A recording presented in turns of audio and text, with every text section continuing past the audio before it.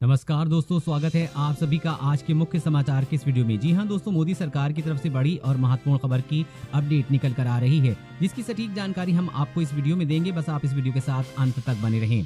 लेकिन उससे पहले आपसे एक छोटी सी रिक्वेस्ट है कि मुझे इस वीडियो को बनाने में बहुत मेहनत लगती है, तो इस मेहनत के लिए इस वीडियो पर एक लाइक जरूर कीजिएगा। साथ ही वीडियो के नीचे दिए गए इस लाल बटन को दबाकर चैनल को सब्सक्राइब कीजिए और इस घंटी को भी दबाइए ताकि आपको दिन भर की बड़ी खबरों की जानकारी लगातार मिलती रहे।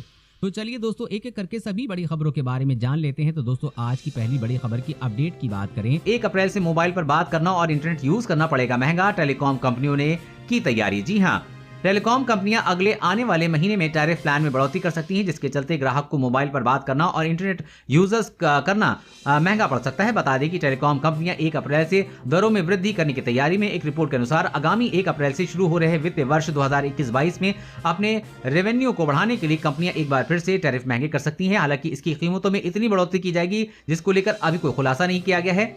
ICRA का कहना है कि टैरिफ में बढ़ोतरी और ग्राहकों का 2G से 4G में अपग्रेडेशन से एवरेज रेवेन्यू पर यूजर यानी कि प्रति ग्राहक औसत राजस्व से सुधार हो सकता है। साल के बीच तक ये करीब 220 रुपए हो सकता है। इससे अगले 2 साल में इंडस्ट्री का रेवेन्यू 11% से 13% बढ़ सकता है, यानी कि 1 अप्रैल से आपके रिचार्ज प्लान महंगे हो सकते हैं। और अगली बड़ी खबर की बात करें तो स्वदेशी मिसाइल का अटैक, घर में घुसकर मारेगी पृथ्वी 2, चीन के लिए बनेगा कहर। जी हाँ, चीन और पाकिस्तान के साथ जारी गतिरोध के बीच भारत लगातार अपनी सैन्य ताकतों को बढ़ाने का काम तेजी के साथ कर रहा है। इसी कड़ी में DRDO की ओर से लगातार विकसित हो रही मिसाइलों का परीक्षण जारी है। आज उड़ीसा के बालासोर के तट से पृथ्वी 2 बैलिस्टिक मिसाइलों का परीक्षण किया गया। वहीं इसके पहले इसी महीने में भारतीय वायुसेना ने 10 आकाश मिसाइलों का सफल परीक्षण किया था। बताया जा रहा है कि पृथ्वी 2 का परीक्षण सफल रहा है। जानकारी के मुताबिक पृथ्वी 2 को रक्षा अनुसंधान एवं विकास संगठन की तरफ से स्वदेशी तौर पर तैयार किया गया है। गौरतलब है कि इसके पहले भारतीय वायुसेना ने 10 आकाश मिसाइलों का परीक्षण भी किया था, जो सफल रहा है। आकाश मिसाइल को भी DRDO ने ही विकसित किया है। ये मिसाइल मध्यम दूरी की सतह से हवा में मार करने में सक्षम है। इस मिसाइल का निर्माण भारत डायनामिक्स लिमिटेड और भारत इलेक्ट्रॉनिक्स लिमिटेड द्वारा मिलकर किया गया है। ये सभी मिसाइलें लक्ष्य को भेद पाने में सफल रही हैं, जिससे पाकिस्तान और चीन को कड़ी टक्कर मिलेगी। तो यात्रियों को तगड़ा झटका, महंगे हुए प्लेटफॉर्म टिकट, 3 गुना अधिक हुआ दाम। जी हाँ, इंडियन रेलवे ने प्लेटफॉर्म टिकट के दाम बढ़ा दिए हैं। अब प्लेटफॉर्म टिकट खरीदने के लिए आपको 3 गुना अधिक पैसे खर्च करने होंगे।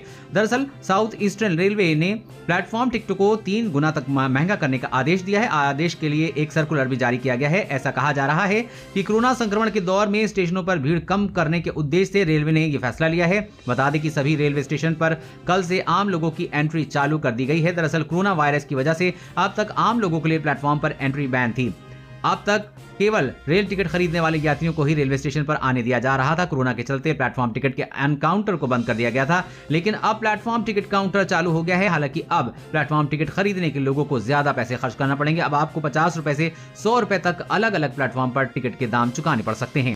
और अगली बड़ी खबर की बात करें तो सड़कों पर नहीं दिखेंगी पुरानी गाड़ियां। पुरानी गाड़ियों को नष्ट करने की सरकार ने दे रही है मंजूरी। जी हां, केंद्रीय राज्य परिवहन एवं राजमार्ग मंत्री नितिन गडकरी ने बताया है कि 15 साल से पुराने वाहनों को नष्ट करने की वाहन परिमार्जन नीति को अब बहुत जल्द सरकार की हरी झंडी मिल जाएगी।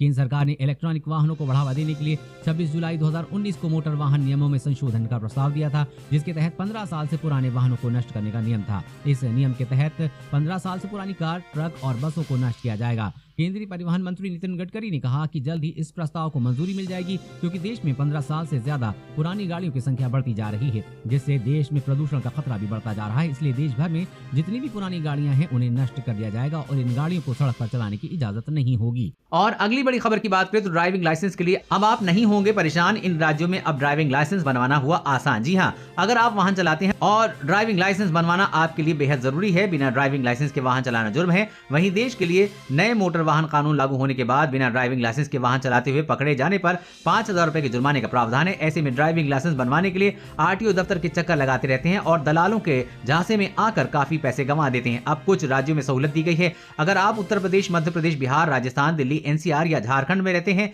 तो आप ड्राइविंग लाइसेंस के लिए ऑनलाइन आवेदन कर सकते हैं। आपके लिए आपको महज ट्रांसपोर्ट मिनिस्ट्री की आधिकारिक वेबसाइट पर दिए गए फॉर्म को ऑनलाइन भरना होगा और मांगे गए दस्तावेज को फॉर्म के साथ अपलोड करना होगा। ऐसा करने से आप आसानी से बिना दलालों के झांसे में आए ड्राइविंग लाइसेंस बनवा सकते हैं।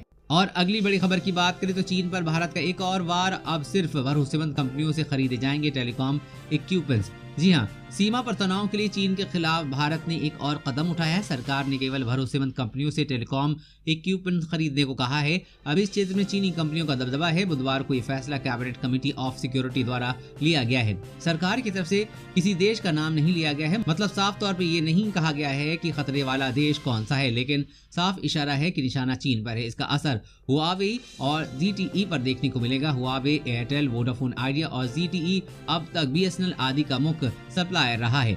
चीनी उपकरण सप्लायर पहले से दूसरे देशों के भी निशाने पे हैं। ऑस्ट्रेलिया, अमेरिका, UK ने उन पर प्रतिबंध लगाए हैं। ऐसा बैन खासकर 5G क्षेत्र में लगाया गया है। जर्मनी ने भी निगरानी बढ़ा दी। बता दें कि लद्दाख के गलवान घाटी में हो संघर्ष के बाद चीन और भारत के रिश्ते बिगड़े हैं। इसके बाद भारत ने सुरक्षा का हवाला देते हुए चीन के कई ऐप्स पर बैन लगाया। टेलीकॉम, पावर के क्षेत्र में भी उस पर पाबंदियां लगाई हैं। मोदी सरकार धीरे धीरे चीन को किनारे कर रही है। और अगली बड़ी खबर की बात करें तो सरकारी बैंकों का निजीकरण करेगी मोदी सरकार। देखें बैंकों की लिस्ट और जानिए आप पर क्या पड़ेगा असर। जी हां, केंद्र की मोदी सरकार धीरे धीरे बैंकिंग सेक्टर को भी निजीकरण करती जा रही है। मिली जानकारी के मुताबिक मोदी सरकार अब 4 सरकारी बैंकों का निजीकरण करने पर विचार कर रही है। बहुत जल्द इसका ऐलान किया जा सकता है। एक रिपोर्ट के अनुसार मोदी सरकार वित्त वर्ष 2021-22 में 2 सरकारी बैंकों का निजीकरण करने का फैसला ले सकती है। हालांकि अभी तक केंद्र सरकार की ओर से इसके बारे में कोई आधिकारिक बयान जारी नहीं किया हुआ है।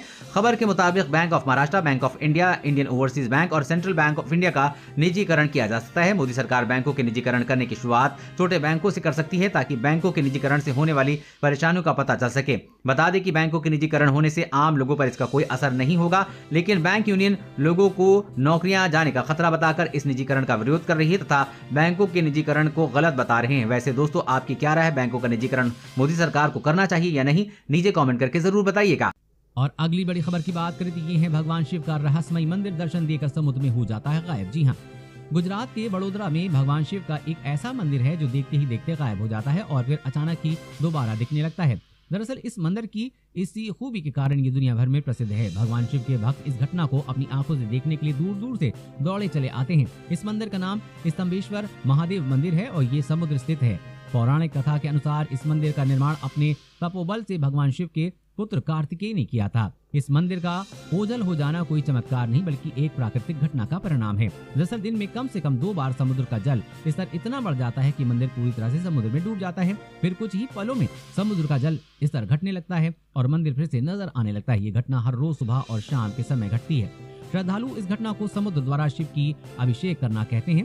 भक्त दूर दूर से इस नजारे को देखने के लिए आते हैं। और अगली बड़ी खबर की बात करें, अगर आप भी खड़े होकर खाते हैं खाना तो हो जाइए सावधान, सेहत के लिए है खतरनाक। जी हाँ, अगर आप भी खाना खाने से हड़बड़ी करते हैं या जल्दी जल्दी खाने को चक्कर में खड़े खड़े खाना खाते हैं तो ये आदत आपको परेशानी में डाल सकती है।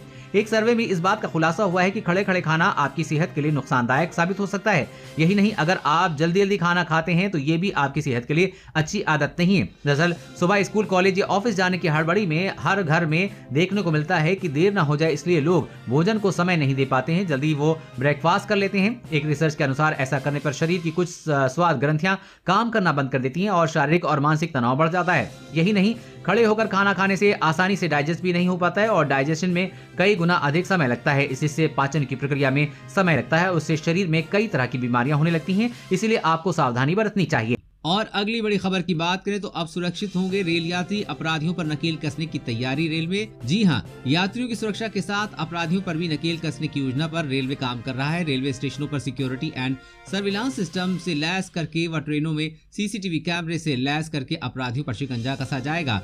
नई दिल्ली, पुरानी दिल्ली समेत दिल्ली के सभी रेलवे स्टेशन को सिक्योरिटी एंड सर्विलांस सिस्टम से लैस कर दिया गया है। रेलवे की योजना है कि अगले 2 साल में 1000 स्टेशनों को इस सिस्टम से लैस कर दिया जाए। इसके लिए निर्भया फंड को खर्च किया जा रहा है। स्टेशनों को इंटीग्रेटेड सिक्योरिटी सिस्टम से लैस किया जा रहा है। 160 डिग्री पर मूविंग CCTV कैमरे और हैंड बैगेज स्कैनर की संख्या बढ़ाई जाएगी।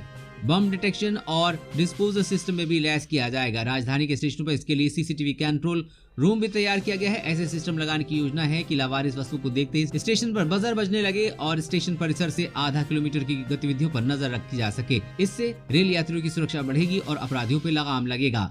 और अगली बड़ी खबर की बात करें तो अभी तक नहीं उठाया PM आवास योजना का लाभ तो फटाफट ऐसे करें अप्लाई। जी हाँ, प्रधानमंत्री आवास योजना भारत में सरकार द्वारा शुरू की गई स्कीम है जिसका उद्देश्य लोगों को शहरी और ग्रामीण इलाकों में सस्ते घर उपलब्ध करवाना है। इसके साथ ही पहली बार घर खरीदने वालों को क्रेडिट लिंक्ड सब्सिडी दी जाती है। ये सब्सिडी अधिकतम 2.67 लाख रुपए तक हो सकती है। ये केंद्र सरकार द्वारा स्पॉन्सर्ड स्कीम है। इसका फायदा 31 मार्च 2021 तक उठाया जा सकता है। अगर आपने भी अभी तक इसका लाभ नहीं लिया है तो अभी आवेदन कर लाभ उठा सकते हैं। आपको इसमें 2.50 लाख तक का लाभ मिल सकता है। आपको इसमें फायदा सीधे बैंक खाते में जाता है। इस योजना के अंतर्गत पहली बार घर खरीदने वालों को क्रेडिट लिंक्ड सब्सिडी दी जाती है। केंद्र सरकार ने पीएम आवास योजना की इस स्कीम को 31 मार्च 2021 तक बढ़ा दिया है। इससे 2.5 लाख से ज्यादा मध्यम वर्गीय परिवारों को लाभ मिलेगा। ये केंद्र सरकार द्वारा स्पॉन्सर्ड स्कीम है। आज ही इस आवेदन कर फायदा उठाएं। दोस्तों, आज की खबरों में बस इतना ही। इसी तरह हर रोज काम की खबरें जानने के लिए आप हमेशा हमारे साथ जुड़े रहें। हमारे साथ जुड़ने के लिए वीडियो के नीचे दिए गए इस लाल बटन को दबाइए और साथ ही इस घंटी को भी दबाइए ताकि आपको हर खबर की सटीक जानकारी मिल सके। जय हिंद।